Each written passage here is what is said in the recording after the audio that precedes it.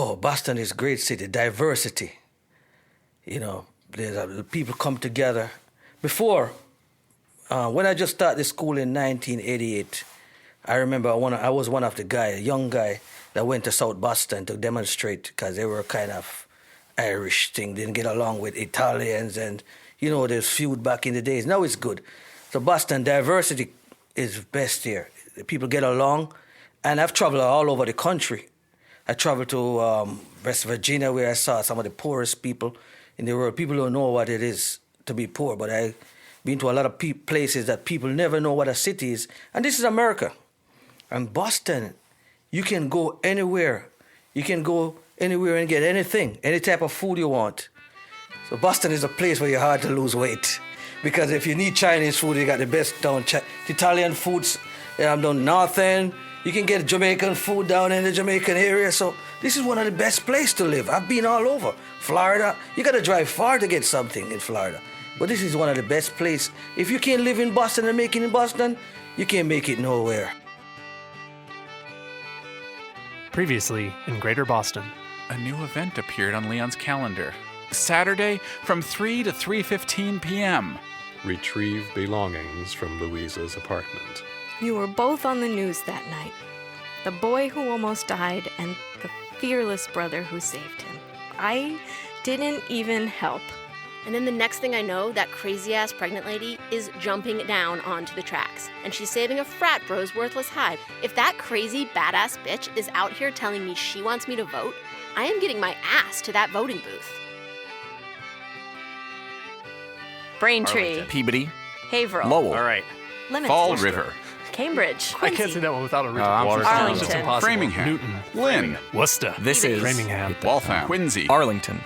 Revere. Somerville. Arlington. This is Leominster. Haverhill. Brookline. Somerville. Cambridge. This is This is Greater Boston. This week in Greater Boston, Louisa and Nica wait for a mysterious visitor in The Beekeeper. Chuck Octagon talks to Greater Bostonians about the Red Line Referendum in Man on the Street, and Nica gives her farewell performance in Open Mic. All of that in episode 10, Vox Populi.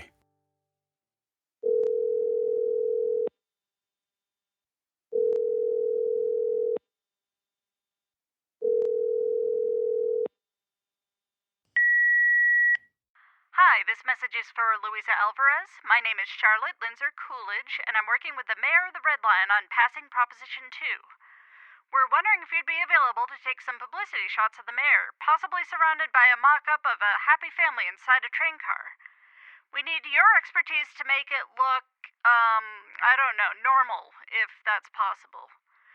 We don't want to make him out to be a savior or anything. Maybe just a local politician popping in for a visit to a happy Boston family who lives on a train. Anyway, if you're interested, please give me a call back at your earliest convenience.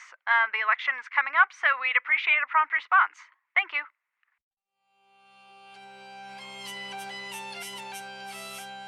Make your own laundry detergent. Separate whites and darks. Research more efficient washing machine options. Discard mismatched soft. Old clothes to Salvation Army or Goodwill. Research superior organization. Salvation Army or Goodwill. Louisa put down her phone and poured herself a glass of wine, assuming she'd need it no matter who showed up between 3 to 3:15 p.m. Leon's box of personal items sat at the same spot by the door where they'd been since she collected them. Such a strange phrase, personal items. It didn't really matter how personal they'd been to Leon. His death made them feel more personal, more meaningful. Clues, searching for a mystery. The way they were all arranged together, neatly but with just a dash of chaos, the toothbrush upright in its blue holder along the spine of the collected works of Sherlock Holmes, made Louisa feel like the box was a symbol of Leon's life somehow. A symbol that made absolutely no sense, and perfect sense, simultaneously. Kinda like Leon. Grocery shopping. Need eggs, bread, cheese, and coffee. Feed nearly moldy bread. Clean garbage receptacles, or request new ones from the city. People watch along the river. Attend movie. Something light and fast. 90 minutes. Nothing for babies, teens, or tweens. She peeked out the window, looking for Nica. She'd invited Leon's sister because no matter what happened, she wanted witnesses. Witnesses and wine. Plus, if someone was impersonating Leon and using his calendar, Louisa figured his sister would want to know. And if he was back from the dead as some kind of organization-obsessed boogeyman, she assumed Nica would want to know that too. Order oil. Pay electric. Investigate cost of switching to gas. Investigate solar panels. Investigate wind. Investigate geothermal. Investigate biomass. Schedule interview with 7 News. Only 2 minutes, or the ducks will go hungry.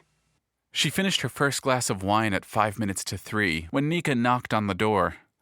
Louisa let her in and spewed out a string of apologies about how ridiculous this whole situation was. Nica nodded her head slowly, sat on the couch and hugged her knees. Louisa grabbed the wine bottle and offered her guest a glass. Nica winced and said she didn't drink, but then she reached for the glass anyway.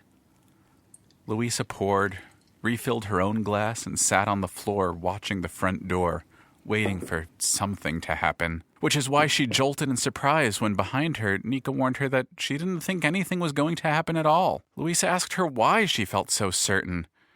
Nica only sipped her wine. If Nica was right, if nothing did happen, she would find the person responsible for this, even if it was a vapor, an apparition. She would get a photograph of them, a collection of photographs until she had a complete image. She turned to Nica, realized she was being rude. Why don't you think anything is going to happen? Because I screwed something up, and I think Leon is angry at me. Nica, Leon is dead. I know. He can't be angry with you if he's dead. He can't be scheduling things in your calendar if he's dead either. We can't be certain it's him. True, but even if it is, he won't show up today. I just know he won't. Not anymore. You're a photographer, right? Yes. Has there ever been a time where you really, really wanted to take a picture? I'm talking about a once-in-a-lifetime photograph. Maybe you catch a glimpse of the last sliver of the most beautiful sunset ever, and you don't grab your camera in time, or you run out of batteries, or you're not quick enough. You're just too late. The sun sets, and it's not bright anymore. It's too dark. Have you ever missed an opportunity like that? Sure, all the time. But Nica, there was no opportunity for you to save him. There was nothing you could have done. It wasn't your fault. Who told you? What? Who told you about that? About what? You're spilling your wine. Did Leon tell you what happened? Did he tell you about Park Street? Did he schedule in your precious little shared calendar? I don't know what you're talking about. There was nothing you could do about Leon. It wasn't your fault he died. He just died, that's all. 3:03. Not like Leon to be late. That sounds like a Leon knock. Nice and firm. He'd never knock twice. You're right. Inefficient. Are you ready? Yes, I think so. Are you? Not in the slightest. Here we go. Louisa Alvarez. Yes.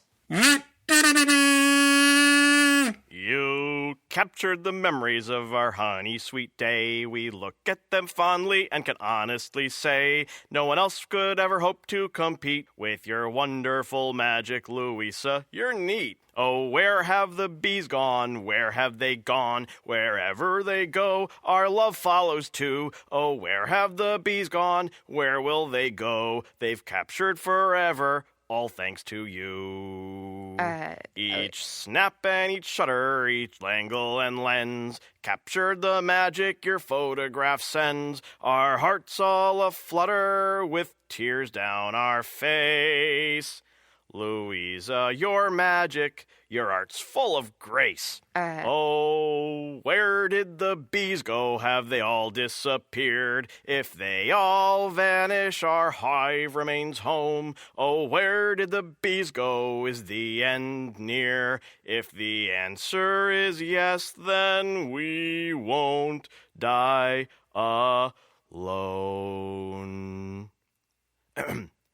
Buzz. Singing telegram, courtesy of Mr. and Mrs. Stephen and Rose Turner. Thanks. I like your Beekeeper's outfit. Most appreciated.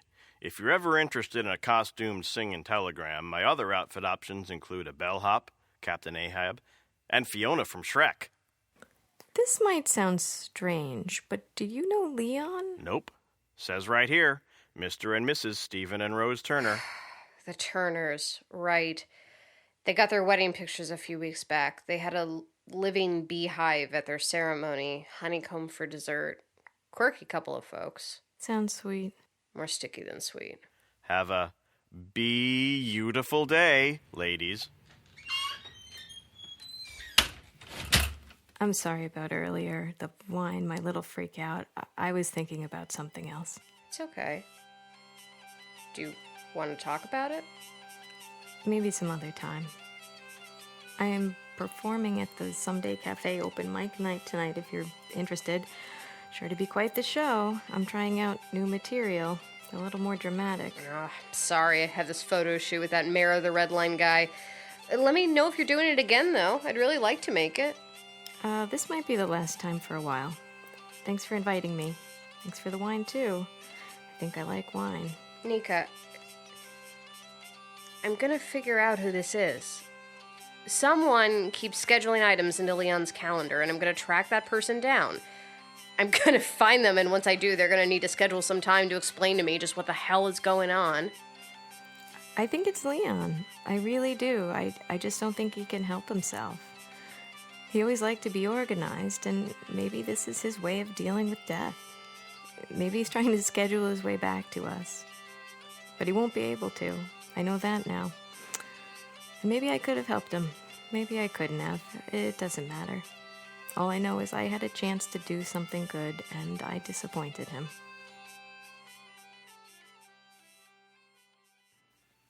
Think of a city. Maybe it's a dangerous city. Or maybe that city just has dangerous neighborhoods. A dangerous section of town you know you need to avoid. Now imagine that city is also your commute. That city is how you get to work. That city is how you visit your friends, get to the airport, get to your son's ball game. That city you need, that you rely on daily, is wild and unpredictable. Every time you step into that city, you're not sure of what section of the city you're in. Is this a bad neighborhood? Who knows? Every time you step into that city, you're not sure if it's dangerous or not. You can't prepare yourself. There is no preparation for this city. What lies on the other side of the double sliding door? A group of muggers? Or a group of something far, far worse. The Red Line has its problems, but at least those problems are predictable and relatively harmless. Vote no on question 2. Before the Red Line becomes more than just the name of a train. Paid for by citizens who hate the Red Line. This is Chuck Octagon, 7 News, asking average citizens of the greater Metro Boston area the question of the day. Sir, what are your thoughts on the upcoming Red Line secession referendum? I would have to do a lot of research, but I like the idea of uncoupling the Red Line from all the NIMBYism and all the bullshit that they have to wade through all the time.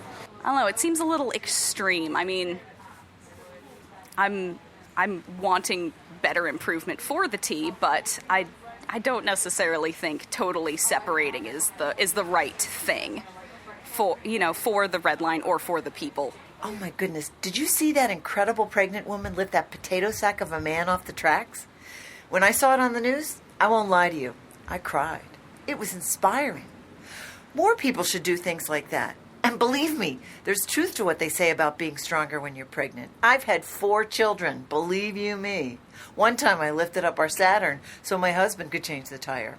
Yep, all by myself. But strength is one thing, bravery another. And bravery is something we don't have enough of these days. Does that mean you're voting yes? Don't be ridiculous. It's a rubbish idea if I've ever heard one. I'd vote Democrat before I'd vote for this nonsense. The referendum, huh? The T thing, the Red Line? I tell you what, I'm against it. I don't like it. I don't like it at all. I've been working for the T 10, 12 years. I lose track working for a shit show like this. It is run by cats and dogs, practically. It's just a disaster. You write it? You know. Yeah. I'm voting yes. Everyone I know at the university is voting yes. Which one is question 2 again? Not that it matters. Voting yes to all. Question 1 is for the legalization of marijuana in Massachusetts. Question 3 guarantees affordable living options for all college students. And it's way easier to remember to vote yes for all 3. Of course, I wouldn't really want to live on the Red Line, and I'm getting a little too old for the dorms, but oh well. As long as question 1 passes, I'm good. Roll those trains right along, dude. If as long as there's a job for everyone and everyone well-being, I would say go for it and let's do it. If it's not, if it's only for the rich people, well, think about it. Although, I tell you what, the people that run it is what makes it a mess, right? It's all these bureaucrats, all these bigwigs up on Capitol Hill telling us how to do this, how to do that. They don't ride the trains. They don't know what they're doing. You ever see them on the trains? You see them having one of their board meetings on the Green Line, sitting outside Fenway Park during a soccer series. Disaster. I tell you what, that would get the funding put in order. They could do that. The first thing I think of when I hear secede, and it's a word with a lot of connotations, but I think like slippery slope, and so that's my 2 cents. I don't have much more. Well, it kind of makes sense, although I think you might get a little bit of a civil war between the north side of the Red Line and the south side of the Red Line. Why is that? Well, a little bit of different demographics, I think.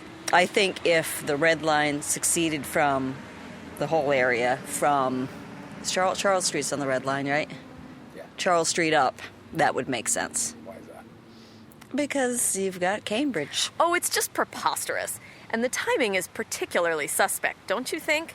My honey boo-boo Ethan and I get married on the Red Line, and a mere 2 months later, they're suddenly going to let everyone do it? Absurd. You were married on the Red Line? Of course. The Bespin wedding? You're a newsman. Surely you've heard of it. Yeah, maybe I did. Anyway, that sounds like a neat idea and all, but this doesn't have anything to do with weddings so much as it has to do with... Of course it does. Once people live down there, they're going to get married down there too. Don't you see? I can picture it now. Grotesque little chapels with neon lights and fake plastic flowers leading to a Red Line altar where Keytar Bear plays Here Comes the Bride and that monstrous green fellow from the baseball games performs the ceremony. Simply disgusting. Ooh, I tell you what though, if we take over... I run the trains, right? Train is a city. That means I run the city. I'm the fucking government. That's no good. I can't run the government. That's like my worst nightmare. That sends a shiver right down my spine. Oh, boy. I don't like that at all. It'd be interesting. It'd definitely be interesting. Because constitutional rights of invading another person's home. I'd probably support it just to see how horribly wrong it goes. I don't know. Because have you ever played BioShock? You know about BioShock? I think it'd be like that. Because it's dirty in there. It takes so long to clean it. And then it'd be chaotic getting to, like, if there was an emergency, what would you do? How would you get down there? And, like, it would be cool. I think it'd be cool, but I think it'd definitely be like BioShock or something. Splicers. Splicers. My thoughts on question 2? My thoughts. These are my thoughts. You have no thoughts? Of course I have thoughts. Do you take me for a fool? You asked for my thoughts, sir. I am thinking them. The question is, are you in tune enough with the aura of the ascended eye to hear them? In any case, it makes no difference what my opinion is on the referendum. The aura of the ascending eye has decided it shall pass. A colleague has foreseen it using the ancient tool of divination known as the I Ching. Therefore, I will vote for what has already been written in the air, in the stars, in the music of the imminent deviation. Oh... Here's the other thing, though. Here's the other thing that may have me coming back around. I would get to live on the trains if this passes. I work for the trains. The mayor said people run the trains. We get first dibs on the housing. I've always kind of liked that idea. Riding the rails, living free. That has a lot of appeal. Oh, it's a toughie. Hey, I'm all for it. It's about time the Red Line succeeds. The way this whole city shut down during the blizzards last year, a few flakes and Boston turns into nothing but a chicken coop. Bark, bark. My Ford Taurus got buried 8 times last winter. You know how I got it out? Shifting gears, revving the engines, elbow grease, pure horsepower. The T? And they got trains. You telling me trains can't get through some stinking snowflakes? What is snow anyway? It's cold water, that's all it is. Trains can't run through some cold water? What's next? We gonna shut down the city during some rain? I mean, please, who's the idiot that won't vote for this? Everyone thinks the T needs to run better, and this here has it right in the name of the thing. Red Line Succession. Did you say succession? That's what it's called, isn't it? Like a successful thing? Like a concussion, but with, like, success? It's a secession. If it passes, it would effectively turn the Red Line into its own city. Ugh. Well, that's a crazy idea. That's crazy talk. But I still vote yes. I mean, I never change my mind once it's made up. That's bad juju. It's bad luck. Oh, well. I'm sure it won't pass anyway. It's a crackpot idea, that's what it is. I'm sorry, what is this? Who are you? I'm not seeing you on my schedule. You just scheduled it with me 2 minutes ago. You're right. There it is. But it looks like those 2 minutes are up. Now I've got something else coming up. Feed ducks near moldy bread. And then after that, I gotta pick up my dry cleaning. God, it's hard keeping up with the schedule. Those ducks are gonna be pissed if I'm late. I don't know. Yes? Maybe? Yes. Your name and place of residence, sir. Ain't got one. Where y'all standing? You're homeless. I'm really curious about your thoughts on question 2, then. I mean, this will undoubtedly affect the homeless population. Would you take residence on the Red Line? Hell no. Sounds like that Snowpiercer movie I seen on the Netflix. You have Netflix? Of course. Who doesn't? But you're homeless. Yeah, I'm homeless. Not Netflixless. Why is it all you boobs can't wrap your heads around the simple fact having a home ain't the end-all be-all of existence? I'm out here around people all the time. I'm living and breathing this community. I see everything. I smell everyone. I don't have a home. Don't mean I got nothing else. It's everything right here in front of my eyes. I think if there's no first-class car, I'm not interested. So as long as it's not like Snowpiercer. Well, as long as it's like Snowpiercer, but I'm in the first-class car. And that's the message from the people. Also interviewed, the mayors of Boston and Cambridge, as well as Governor Hutchinson. All 3 politicians share the same sentiment. To quote the governor, please, by all means, take the entire MBTA away from us. And good luck to you once you do. Chuck, Octagon 7 News. Hello again, it's Nica. A few weeks ago, I spoke to you about deciding to be famous. My brother Leon was with me then. He always came with me to these things, and he never made me feel stupid for wanting to be famous. Once on the walk over here, I asked him if he thought I should prepare more. You know, be not so off the cuff. You know, juggle, magic, tell jokes or amusing anecdotes. And he asked me if it made me happy, talking to you about my brushes with fame. I said it did. But I have decided to stop for several reasons. One of them being that in the week since my last visit, Leon has died. I was with him when it happened. We were on a roller coaster. And I know what you're thinking. Keep going, Nica. Don't give up, Nica. Leon would have wanted you to keep pushing, Nica. People are always saying encouraging crap like that. And I'm sure you're all trying to be supportive, but maybe not everyone is supposed to pursue their dreams, you know? Like Hitler. Did people tell him to keep going and not give up on his dreams? I certainly hope not. We might be a little bit better off if people were more discouraging towards Hitler. I know a few of you. I have heard your open mic performances from time to time. And it's hard, standing in front of strangers and trying to believe in yourself. Trying to reach someone with your story. I've always liked coming here because all you other strangers get it.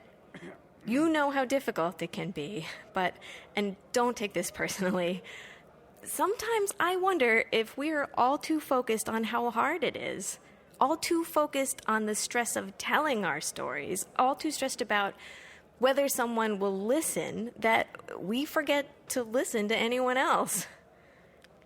if I dropped on the floor right now, if I started shaking uncontrollably, and if I managed to breathe out, help me, I can't stop shaking between gasps for breath, would you? Would you climb on stage and see what you could do? Or would you assume that I was nuts? Would you think, oh, this is all part of her act? Since Leon's dead, I'm going to share with you a story that he tried to tell me after he died. Yes, I know how that sounds. I know you're nervous. Please listen to what I'm trying to say. I went to the seance the other day, and it was pretty weird. We were holding hands, and this guy named Extinction Event was calling to Leon and reading from this old book that smelled like musty spider, but then the weirdest thing happened. Leon spoke to me. Well, kind of. He spoke through a note that came through a pneumatic tube. I know what you're thinking. That could have been anyone, Nica. Trust me, if you knew Leon, you'd know it was definitely from him. On the front of the note was one word, Danahy. That's the park where my brother Dimitri almost died when we were kids, and I did nothing. I watched him fall into an ice mountain, frozen still as the snow, and I watched Leon save him.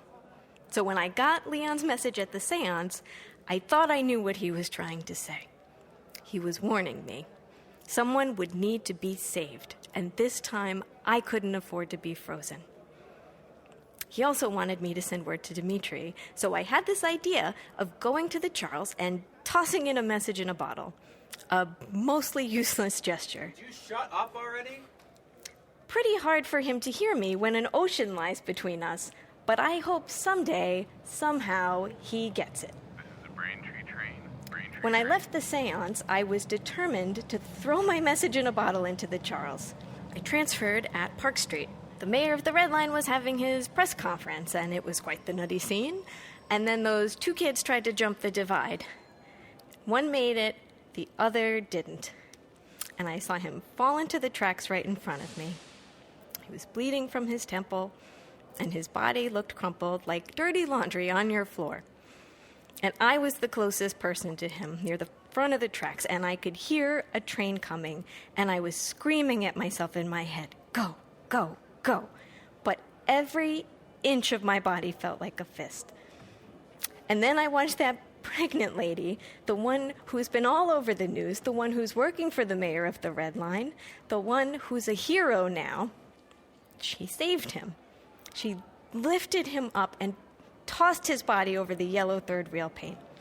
And I got so angry that she could do what I couldn't, and I was angry at myself for freezing up the way I did, and I was angry at her for taking the opportunity from me, and then I got angrier at myself for getting angry at her at all. She deserves the attention. I'm glad she saved him. Mostly I'm just angry that I wasn't strong enough. And after all these years, I am still nothing but a coward. And hours later, I finally managed to move and make my transfer, only one stop, and the train crawled like a dying slug, jerking us all back and forth. I walked to the bridge, scribbled Dimitri my letter, and I flung it in the water. Fling it right in his face if I could. That's how I threw the bottle. On the T-ride home, I walked to my seat and I stared at every face I passed. I stared at them until they were uncomfortable, until they judged me for looking, and I needed their judgment. I stared at them all and I wondered, if it came right down to it, would I be able to save them? Would they be able to save me? Do any of us deserve to be saved? No. Being here tonight reminds me of being on the T. You can hear it underneath us. The Davis station is below the floor. We're like passengers here. We sit in our seats and we quietly watch one another making decisions and assumptions about our lives. We're politely aware of each other even when we're daydreaming or staring into our phones, bored and distracted. We perform for one another, and all the other strangers judge how convincing our performance is. Maybe that's why we're so quiet on the train. We're too busy pretending that our stories are the only ones we can hear. When you're a passenger on the T, you are an audience member and a performer at the same time, surrounded by strangers who are all pretending to be all alone. I feel more like a ghost than Leon probably does. He keeps managing to affect people's lives even after he's dead. I am alive and couldn't save someone. I am alive and I'm surrounded by people all the time, and I can't bring myself to talk to them. Only to you guys. Which is why I'm not coming to open mic night anymore. It is too comforting, surrounded by the types of strangers who understand me. I think that I wanted to be famous because everyone automatically loves famous people. It's so easy. If you ever want to be liked, you just step right outside your door, and some stranger out there will like you, no matter what you've done. Excuse me? For all of us unloved cowards, Excuse me. incapable of saving someone, I'm sorry. Excuse me. Can I just get by? help me. Excuse me. Help me. I can't stop shaking. I can't stop shaking. I need to... Okay, never mind.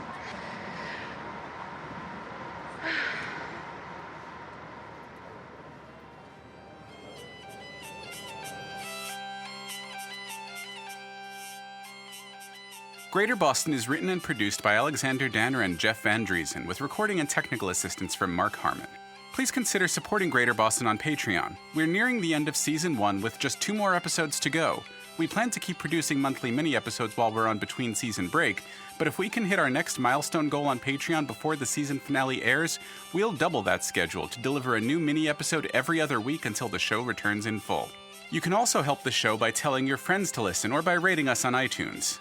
In order of appearance, this episode featured Summer Unsinn as Charlotte Linzer-Coolidge, Braden Lamb as Leon Stamatis, Alexander Danner as the narrator, Julia Propp as Louisa Alvarez, Kelly McCabe as Nica Stamatis, Mike Linden as the Beekeeper, the Ford Taurus owner, and a citizen who hates the Red Line, Jeff Van Dreason as Chuck Octagon and a citizen who hates the Red Line, Jim Johansson as Libertarian MBTA employee, Michael Melia as Stoner student, Sally Heckel as Republican Saturn lifter, Sam Musher as Emily Bespin, James Capabianco as Extinction Event Paletti, James Oliva as Michael Tate, and Ben Flaumenhaft as the Homeless Man. Interviews recorded with Greater Boston residents. Charlie on the MTA is performed by Emily Peterson and Dirk Tiede, Muñera de Roada by Adrienne Howard, Emily Peterson, and Dirk Tiede. Some sound effects and music used from public domain and Creative Commons sources. Episode transcripts will be posted online at greaterbostonshow.com. Greater Boston is written in part at the Writers' Room of Boston, a nonprofit workspace for Boston area writers. Find out more at writersroomofboston.org. My favorite part about it is that it goes very, very fast. And my least favorite part of it is that my mom and dad never let me stand. That's for your own safety, I bet. Yeah. So you're in favor of living on the Red Line? Yeah, okay. Yes? Excellent. All right. Our future citizens.